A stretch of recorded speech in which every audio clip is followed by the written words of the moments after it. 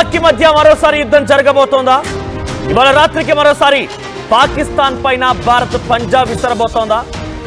ఇవన్నీ వింటుంటే నిజం అనేటువంటి ఆ మాట వినబడుతుంది. ఎందుకంటే గతంలో కూడా మనం గమనిస్తే ఏప్రిల్ 22న పహల్గాం దాడి ఘటన తర్వాత మే 7న దేశవ్యాప్తంగా మాక్ డ్రిల్లకి భారత ప్రభుత్వం తెరలేపింది. దేశవ్యాప్తంగా ఒక ఎమర్జెన్సీ సిచ్యువేషన్ తలపిస్తే 50 ఏళ్ల తర్వాత ఎలా ఉండాలి, ఎలా ఎదుర్కోవాలి, ఎటువంటి ఏర్పాట్లు చేయాలి, ఎమర్జెన్సీ సిచ్యువేషన్ ఎక్కడికి వెళ్ళాలి, ఎలా మనం ముందుకు వెళ్ళాలి దానిపైన ప్రతిదీ కూడా అటు రాష్ట్ర పోలీస్ అధికారులతో పాటుగా ఆర్మీ బలగాలు కూడా రంగంలో దిగిపోయి మాక్ డ్రిల్ చేయాలని చెప్పి ఏప్రిల్ 7న దానికి తేదీని ఫిక్స్ చేశారు. అయితే ఏప్రిల్ 7న నెక్స్ట్ డేనే ఈ మాక్ డ్రిల్ నిర్వహించబోతున్నారనేటువంటి ఆ సిచ్యువేషన్ అందరూ కూడా పెద్ద ఎత్తున ఆసక్తిగా ఎదురు చూస్తారు. కానీ రాత్రికి రాత్రే ఆపరేషన్ సింధూర్ పేరుతో పాకిస్తాన్ అల్లాడించేశారు. పాకిస్తాన్ కి ముచ్చమటలు పట్టించారు. బహుశా పాకిస్తాన్ లానే ఉంటుంది, పాకిస్తాన్ కూడా ఆలోచించే ఉంటుంది. పాకిస్తాన్ కూడా మా వైపు భారత్ రావడం లేదు, వాళ్ళు రక్షించుకోవడం కోసం ప్రయత్నం చేస్తున్నారని చెప్పి అటు అనుకుని ఉంటుంది. కానీ అంతలోనే ఒక్కసారిగా పాకిస్తాన్ పై పంజాబ్ విసిరి 9 ఉగ్రవాద స్థావరాలని రాత్రికి రాత్రే ఏప్రిల్ మే 7 రాత్రి 1:44 అంటే మే 6 తర్వాత మే 7 రెండు రోజుల మధ్యలో అర్ధరాత్రి సమయంలో 1:44 సమయానికి కేవలం 23 నిమిషాల్లోనే పూర్తిగా 9 టెర్రర్ క్యాంప్స్ లేపేసి 100 మంది ఉగ్రవాద నిలమట్టం చేసేసి మన భారత ఆర్మీ సత్తా చాటారు. అయితే ఈ రోజు మరొక బిగ్ బ్రేకింగ్ తో ముందుకు వచ్చాను. ఇదే రకంగా రేపు దేశవ్యాప్తంగా మళ్ళీ 4 రాష్ట్రాల్లో ఈ మాక్ డ్రిల్ జరగబోతున్నాయి, సివిల్ మాక్ డ్రిల్స్. సో పాకిస్తాన్ సరిహద్దు రాష్ట్రాలైనటువంటి పంజాబ్, రాజస్థాన్, జమ్మూ కాశ్మీర్, గుజరాత్ రాష్ట్రాల్లో ఈ మాక్ డ్రిల్ నిర్వహించబోతున్నారు. అయితే మరోసారి ఈ మాక్ డ్రిల్ పేరిట అందరూ మాక్ డ్రిల్ కోసం ఆసక్తిగా ఎదురు చూస్తుండగా ఆపరేషన్ సింధూర్ ఏ రకంగా తెరమి తీసుకొచ్చారో మళ్ళీ మాక్ డ్రిల్ల పేరిట భారత ప్రభుత్వం ఒక పెద్ద ఎత్తున యుద్ధానికి తెరదేయబోతుందని కొన్ని అనుమానాలు అయితే మొదలయ్యాయి. ప్రజలు అప్రమత్తంగా ఉండాలని సూచిస్తున్నారు. మే మొదటి వారంలో కూడా దేశవ్యాప్తంగా మాక్ డ్రిల్ నిర్వహిస్తున్నామని చెప్పారు. గతంలో మాక్ డ్రిల్ ప్రకటన ముందు రోజు రాత్రే పాక్ పైన ఇండియా ఆర్మీ దాడి చేసింది. సో ప్రస్తుతానికి కూడా అదే జరగబోతోంది అనేటువంటి సంకేతాలు వినిపించబోతున్నాయి. రక్షించుకోవడం ఎలా, మనలో మనం స్వీయ రక్షణలు ఎలా ఉండాలి, ఒకవేళ మిసైల్ వచ్చి పడినా, దాడి జరిగినా, ఇల్లు పేలిపోయినా, ఫైర్ యాక్సిడెంట్ అయినా యుద్ధం అంటే చిన్న విషయం కాదు.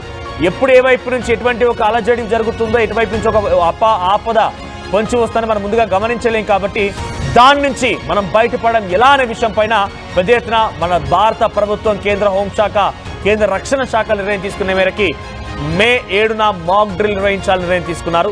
రాష్ట్ర పోలీస్ అధికారులు, కేంద్ర బలగాలు మొత్తం కూడా దీనిలో పాల్గొని ప్రజలకు అవగాహన కల్పించాలి. దాంట్లో విద్యార్థులు, ఎన్సీసీ క్యాడెట్ సంబంధించి విద్యార్థులు కానివ్వండి, ఉద్యోగులు, ప్రతి ఒక్కరు కూడా ఎలా స్వచ్ఛందంగా వాళ్ళంతా వాళ్ళు రక్షించుకోవడంతో పాటుగా మన ముందున్న వారు ఎవరైనా కనుక ఆపదకు వస్తే, ఆపదలో ఉంటే వారిని ఎలా రక్షించాలనేటువంటి విషయం పైన కూడా దేశవ్యాప్తంగా ఒకే రోజు ఏకకాలంలో మాక్ డ్రిల్ నిర్వహించాలనే ఒక ఉద్దేశంతో భారత ప్రభుత్వం ప్రకటించింది. అంతకంటే ముందు రోజే కొన్ని గంటల ముందే పాకిస్తాన్కి ముచ్చమటలు పట్టించాయి, పాకిస్తాన్ పై పంజాబ్ ఇస్రాయల్. రేపు కూడా మరో 4 రాష్ట్రాలు ఈ రకంగా జరగబోతోంది. హర్యానా, పంజాబ్, గుజరాత్, రాజస్థాన్, జమ్మూ కాశ్మీర్ ఈ ప్రాంతాల్లో మళ్ళీ మాక్ డ్రిల్లు ఉన్నాయని చెప్తున్న నేపథ్యంలో ఈరోజు రాత్రి మళ్ళీ యుద్ధం జరిగే అవకాశం ఉందా? పాకిస్తాన్ పైన ముచ్చమటలు, పాకిస్తాన్కి మళ్ళీ చెమటలు పట్టించబోతుందా? పాకిస్తాన్ పై పంజాబ్ విసరబోతుందా భారత్ అనేటువంటి కొన్ని సంకేతాలు కనబడుతున్నాయి. మరిన్ని అప్డేట్స్ మా ప్రతినిధి సచిన్ అందిస్తారు. సచిన్, సో మాక్ డ్రిల్లు అని చెప్పిన నేపథ్యంలో దానికంటే ఒక రోజు ముందుగానే కొన్ని గంటల వ్యవధిలోనే ఆపరేషన్ సింధూర్తో 9 ఉగ్రవాద స్థావరాలను మన భారత ఆర్మీ నిలమట్టం చేసింది. మరోసారి రేపు కూడా 4 రాష్ట్రాల్లో మాక్ డ్రిల్స్ ఉన్నాయనే నేపథ్యంలో ఈరోజు రాత్రి ఏదైనా జరగబోతుంది అనేటువంటి ఒక ఆందోళన అయితే వ్యక్తమవుతోంది. ప్రజలు కూడా ఆ రకంగానే ఆసక్తిగా ఎదురు చూస్తున్నారు. నిజానికి అది జరగబోతుందా, ఎలా చూడాలి? మనోజ్, ఇక్కడ ఈ మాక్ డ్రిల్ కి సంబంధించి సోషల్ మీడియా వేదిక పెద్ద ఎత్తున చర్చ మొదలైందనే చెప్పుకోవాలి. ఎందుకంటే ఎందుకు ఈ మాక్ డ్రిల్ నిర్వహించడం జరుగుతున్న అంశానికి సంబంధించి క్వశ్చన్స్ రైజ్ అవుతున్నాయి. సో ఇక్కడ ఒకసారి ఎనాలిసిస్ చేసే ప్రయత్నం చేస్తే కనుక గత కొద్ది రోజులుగా అక్కడ ఆర్మీ చీఫ్ గా చెప్పుకుంటున్న వ్యక్తి కావచ్చు, లేకపోతే డీజీ ఐఎస్పీఆర్ కావచ్చు, గత కొద్ది రోజులుగా పాకిస్తాన్ వ్యవహారం చూస్తూ ఉంటే కనుక మళ్ళీ కవ్వింపు చర్యలకు దిగేలా ఉంది, లేకపోతే ఉగ్రవాదులకు మద్దతుగా వెళుతున్న ఆ స్టేట్మెంట్స్ మనం ఇక్కడ అబ్జర్వ్ చేస్తాం. సో ఈ సినారియో కనుక అబ్జర్వ్ చేస్తే వాళ్ళు మళ్ళీ దాడులకు దిగే అవకాశం ఉందా అనే క్వశ్చన్ మార్క్ రైజ్ అవుతోంది.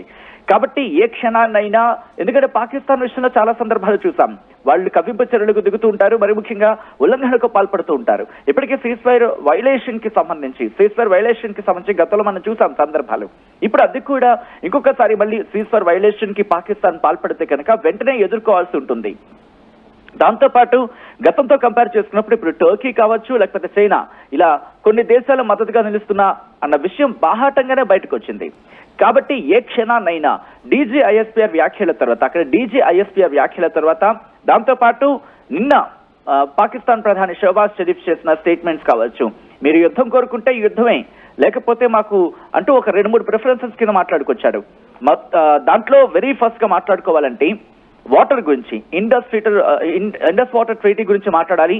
రెండోది వచ్చేసి వాళ్ళ వాణిజ్యానికి సంబంధించి, ఆ తర్వాత 3 విషయంలో ఉగ్రవాదులో లేకపోతే దాంతో పాటు కశ్మీర్ కి సంబంధించిన అంశము ఇలా ప్రస్తావించాడు తప్ప ఎక్కడా కూడా ముందు మనం పెట్టిన డిమాండ్స్ కావచ్చు లేకపోతే భారత్ చెప్పుకొచ్చిన మాటలు కావచ్చు ఎక్కడ చెప్పట్లేదు. పబ్లిక్ నుంచి కూడా మనం రెస్పాన్స్ తీసుకుందాం. ఒకసారి మీరు కూడా నిజంగా యుద్ధం కోరుకుంటున్నారా? ప్రస్తుతానికైతే అటువైపు నుంచి ఎటువంటి ఉగ్ర చర్య జరిగినా కూడా దాని యుద్ధంగానే భావించాల్సి వస్తుందనేది మన ప్రధాని మోదీ చెప్తున్న మాట. ఐడెంటిఫై, ట్రేస్ అండ్ పనిష్, ఈ 3 పదాలను ఉపయోగించి ఆపరేషన్ సింధూర్ పుట్టుకొచ్చింది. ఆపరేషన్ సింధూర్ ఇది మహిళలకు అంకితం చేస్తున్నామని చెప్పి మోదీ మాట్లాడుకొచ్చారు. 9 ఉగ్రవాద స్థావరాల్ని, 11 ఎయిర్ బేసెస్ ని పూర్తిగా నేలమట్టం చేసింది మన భారత ఆర్మీ. మన ఇండిజినియస్ వెపన్స్ ని చూసి ప్రపంచ దేశాలు మొత్తం నివ్వెరపోయాయి. సో మీరేమనుకుంటున్నారు? నిజంగా మళ్ళీ యుద్ధాన్ని కోరుకుంటున్నారా? ఇక్కడ ఒక వ్యక్తి ఆల్రెడీ కామెంట్ చేశారు, సారంగపాణి పోతిరెడ్డి అని చెప్పి, పీఓకే స్వాధీనం చేసుకునేంత వరకు కూడా ఆపరేషన్ సింధూర్ కొనసాగాలి అని చెప్పి. మొన్న మధ్య ఇరాన్కి వెళ్ళినటువంటి పాక్ ప్రధాని కూడా ఇదే చెప్తున్నారు.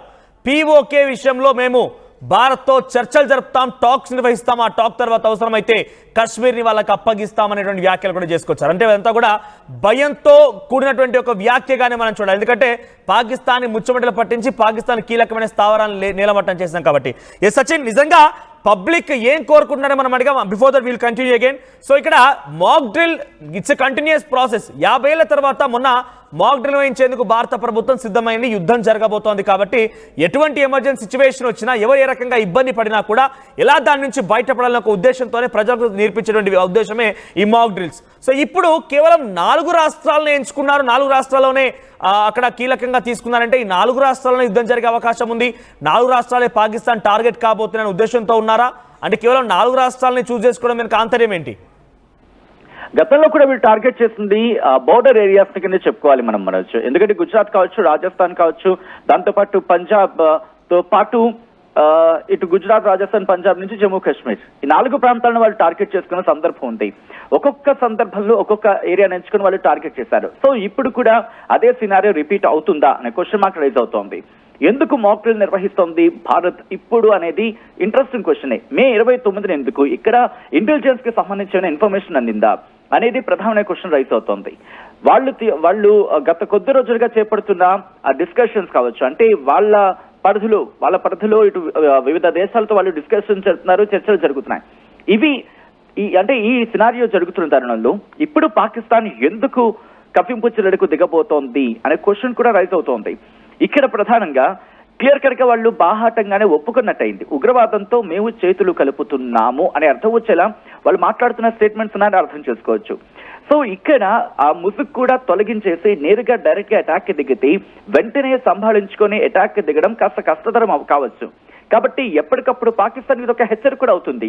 మీరు కనుక కవ్వింపు చర్యలకు దిగితే ధీటుగా సమాధానం చెప్పేందుకు సిద్ధంగా ఉన్నాం అని చెప్పి మొట్టమొదటిగా మనం ఇక్కడ వార్నింగ్ ఇచ్చినట్టు ఉంటుంది. At the same time Pakistan తో పాటు ప్రపంచ దేశాలకు కూడా, ఒరే బాబు మీరు ఆగండ్రా, మీరు మళ్ళీ మాక్ డ్రిల్స్ స్టార్ట్ చేస్తే కనుక యుద్ధానికి వెళ్ళొచ్చు. సో ప్రపంచాలు కూడా అలర్ట్ అవుతాయి. ఎందుకంటే ప్రపంచ దేశాలన్నీ కూడా పాకిస్తాన్ ప్రాపగెండాకు సంబంధించి ఎక్కడో చోట, ఎందుకంటే పాకిస్తాన్ ప్రాపగెండాను వాటికి సంబంధించిన దేశాలు, వాటికి కాస్త రిలేటివ్ గా ఉన్న దేశాలు అవి కూడా ఈ ప్రాపగేట్ చేసే ప్రయత్నం చేస్తున్నాయి. కాబట్టి వీటిని పూర్తిగా తిప్పుకొట్టేందుకు, ఎందుకంటే ఒకసారి అటెన్షన్ అనేది, ప్రపంచం అటెన్షన్ అనేది భారత్ మీదకి వస్తుంది. ఒకవేళ అటాక్ కి దిగే సందర్భాలు లేకపోతే ఇంటెలిజెన్స్ సోర్సెస్ ఈ అంశాలను బేస్ చేసుకుని కనుక మాక్ డ్రిల్స్ అనేది వెళుతున్నాయో అనుకుందాం. ఆబ్వియస్లీ ఇప్పుడు ప్రపంచాలు రంగంలోకి దిగిన తర్వాత పాకిస్తాన్ మీద మరింత ప్రెషర్ పెరుగుతుంది. పాకిస్తాన్ ని ఉక్కిరిబిక్కిరి చేస్తాయి. పాకిస్తాన్ వ్యూహాన్ని ఇటు అమెరికా సైతం చూస్తోంది. ఇంట్రెస్టింగ్ గా దీనికి ఒక అంశాన్ని జోడించే ప్రయత్నం చేస్తాం. ఎందుకంటే కనుక రష్యాకి సంబంధించి ఒక స్టేట్మెంట్ ఇవ్వడం జరిగింది. మరి ముఖ్యంగా ట్రంప్ ఒక స్టేట్మెంట్ ఇచ్చారు రష్యా విషయంలో.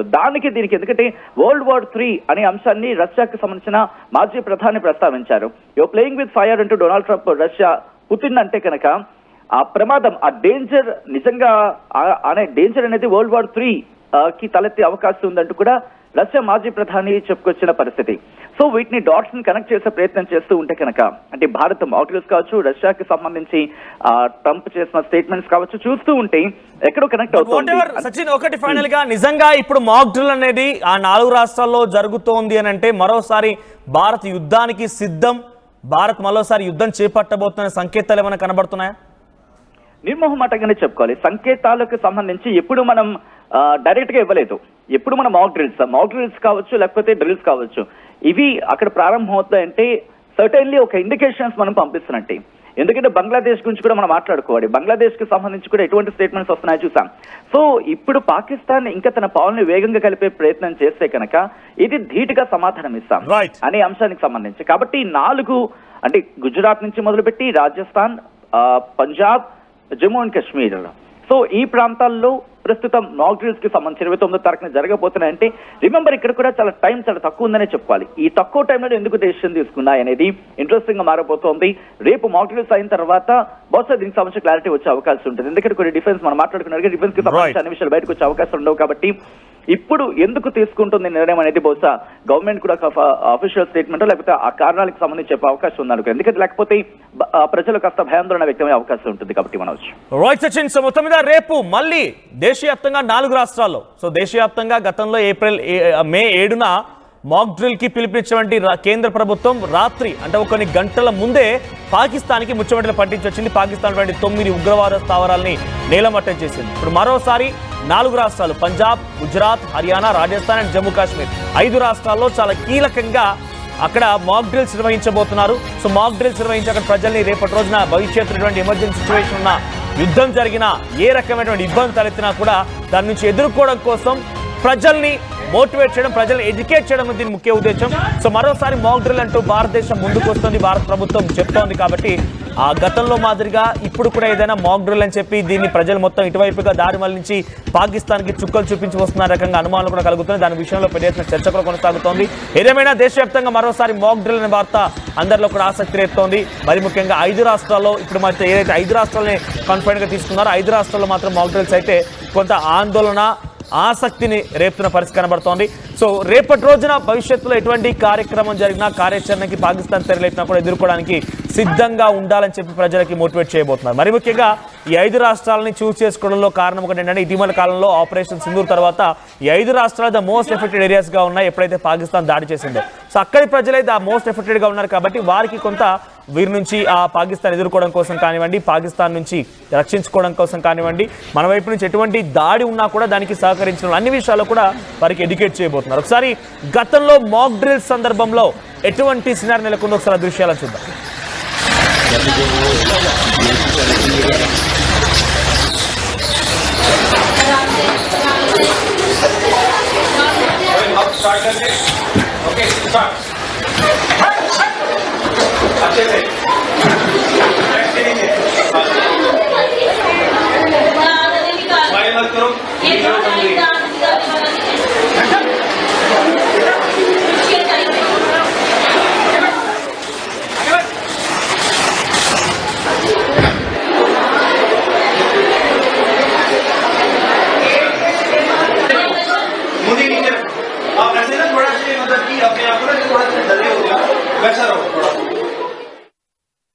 షుగర్ పేషెంట్స్ చపాతీ రోటీ కాకుండా సంతృప్తిగా రైస్ కూడా తినవచ్చు. Doctor rice, sugar free rice, doctor rice, diabetic rice, sugar పెంచని బియ్యం, డాక్టర్ రైస్.